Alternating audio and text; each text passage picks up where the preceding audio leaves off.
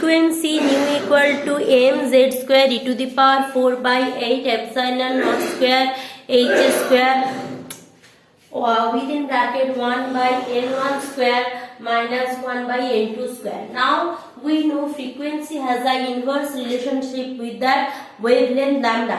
So in place of nu, if I want to put lambda, means it can be written as that we know that c equal to nu by lambda.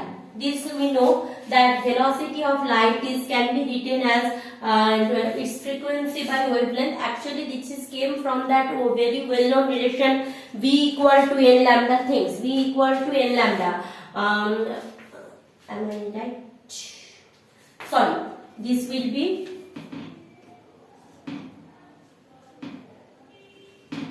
this is the thing, v equal to n lambda nu lambda. So if I am going for that lambda nu and lambda relation, so nu can be written as c by lambda. Okay, in place of nu I can put c by lambda. Clear? So in place of nu, if I put c by lambda, so this is equal to m z square 8 epsilon square h cube e to the power 4 1 by n1 square by 1 by n2 square. Done. So if I need only one thing, that is lambda, 1 by lambda, so that c will be coming this side. So 1 by lambda is equal to m z square z square e to the power 4 by 8 epsilon 0 square h cube and c 1 by n1 square minus 1 by n2 square. This is the thing, 1 by lambda equal to this. So remember that this 1 by lambda is also called wave number. Sometimes they ask to calculate wave number of wave or wave number. So you need to calculate 1 by lambda there. So what I need to remember, this I should remember, this I should remember, and this I should remember. Acha. To remember this wave number, there is a very interesting thing. What is that? Here we are having a constant factor. What is the constant factor? See, except z, everything is constant over here. What are they? That is like m is a constant factor, e is a constant factor, 8 epsilon 0 h cube c, all are the constant factor. So basically these all constant together is called Rydberg's constant, and it is written as, sometimes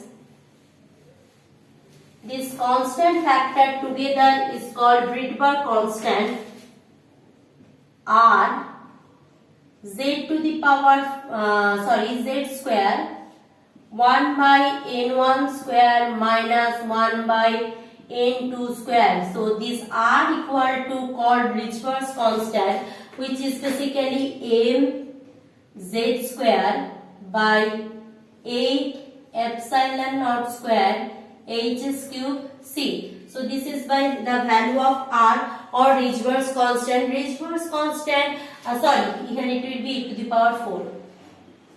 Okay, Rydberg's constant has a specific value. Remember, value of Rydberg's constant, you need to remember this is 1.090 into 10 to the power 7 meter inverse. This is the value of Rydberg's constant. So if you know Rydberg's constant,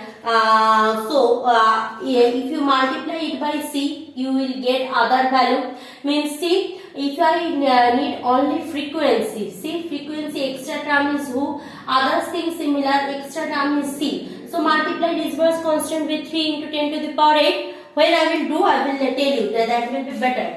So this is the thing.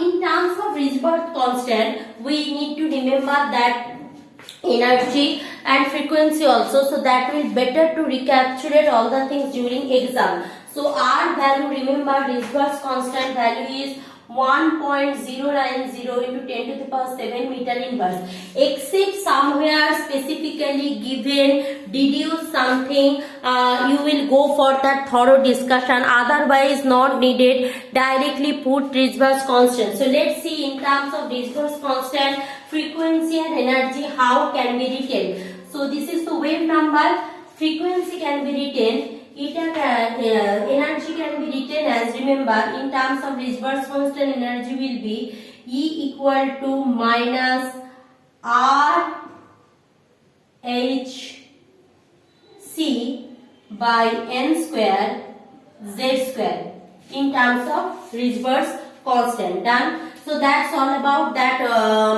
hydrogen-like atom energy, speed. This is the thing. Right now I will go for that line spectrum part probably. Wait. Yes, the discrete energy level of atom I will discuss. So after that Bohr's postulate and this thorough discussion, hydrogen like atom, right now we know that energy is an atom, that electron have different energy level. So that discussion we need, that if electrons have different energy level, then how electron shift from one energy level to another energy level, and how that lights are emitted, or we can say that specific wavelength lights are emitted, so that we can discuss. So let's go for that discrete energy level of atom. Atom has discrete energy level, so that we will discuss here. See, this chapter things need to be give special attention, because short answer type question, 2 marks question will be come here from here. So discrete energy level,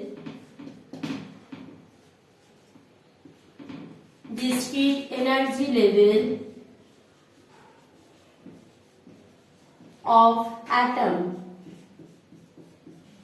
Discrete energy level of atom, that we will discuss. Okay, so before discussion we need a diagram with reference to that. I will draw that, then I will start. Wait.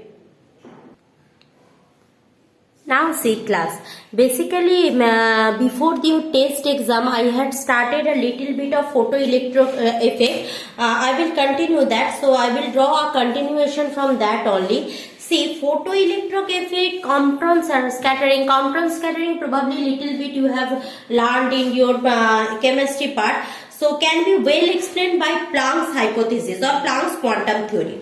So what is that Planck's theory? We know that according to this theory, exchange, that is emissions or absorption, anything can possible, of radiant energy or light, whatever, is not a continuous thing. Means it's a discrete phenomena. Continuously it's not happening. So basically if I am considering that only, so that's why that H or Planck's constant came into the fact. So which means that the energy which is needed from excitation from ground state to that excited state or ionized state, that has a specific value. That specific value is what? H nu. That much knowledge we are having, and for physics we need only that much of knowledge, nothing more. Detailed discussion is not beyond scope of our knowledge right now. So if I am going for that, see specifically here I have shown few specific energy level. What are they? Here I have shown that ionized energy level, which is at 10.4 electron volt. Excited state we are having 3 level. 2 I have shown, that is 6.67 and 4.8 electron volt. So that in normal state what is happening? It is a generalized case. Normal state, the atom is one in which electrostatic energy is in the lowest energy state. In normal case, when atom is not participating in any other factor, just atom ideally sitting somewhere. So this is the normal case. So when the atom gets appropriate energy from outside, right now I am giving atom from outside energy. So what is happening? That lower state, down state atoms, or that energy level of the atom will be shifted. So what is happening? The shifting of the atom from one energy state to another energy state is shown in the diagram, and it is called that energy shift. So basically that minimum accelerating potential required to energize the electron, minimum accelerating potential required to energize the electron, so electron can shift from one state to another state, is called that what is called that ion excitation potential. Similarly, the minimum accelerating potential required to energize the electron which ionize an atom is called ionization potential of atom. So this is the thing. So how that electrons and atoms are get excited and electrons can shift their energy state.